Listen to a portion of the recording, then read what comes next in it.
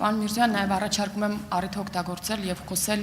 մեր հարևան Իրանի Իսլամական Հանրապետությունում գտնվող մեր հայրենակիցների ֆիզիկական անվտանգության, միգուցե նաև, նրանց տեղափոխման հետ կապված ինչ գործ է անում մեր կառավարությունը։ Սրա մասին շնորհակալ եմ։ Գիտեք, ցավալիորեն մենք տեսնում ենք, որ Իրան-Իսրայել հակամարտությունը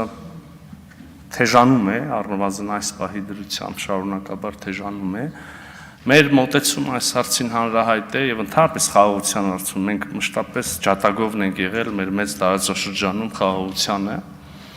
բայց տեսնում ենք, որ ոչ բոլոր դեպքերում է դա հաջողվում։ Այս պայմաններում մենք ոչ միայն մեր հայրենակիցների Իրանում գտնվող Հայաստանի քաղաքացիների կամ Իրանի քաղաքացի հայկական ծագմամբ քաղաքացիների մասին է խոսքը, առհասարակ տարբեր երկրների տարբեր քաղաքացիների, որ հումանիտար հարցի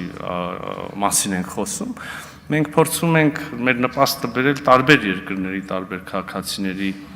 տարհանման կամ, չգիտեմ, ապաստան տալու, ընդառաջելու, օգտակար լինելու, ուրեմն process-ի մեջ ենք, այսպես ձևակերպեմ։ Եթե չեմ սխալվում, 3 թե նախորդ օրը նույնիսկ հրապարակային անդրադարձ եղավ նրան, որ օրինակ Հնդկաստանի քաղաքացիների ուսանողների խմբի ենք օգնել Հայաստանի ուրեմն սահմանը հատելով տարհանվել, վերադառնալ հայրենիք, նաև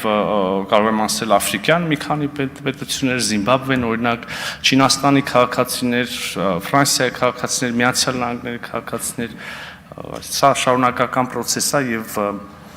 ինչպես կարող ենք գնահատել, առաջիկա օրերին միայն ծավալները կավելանան։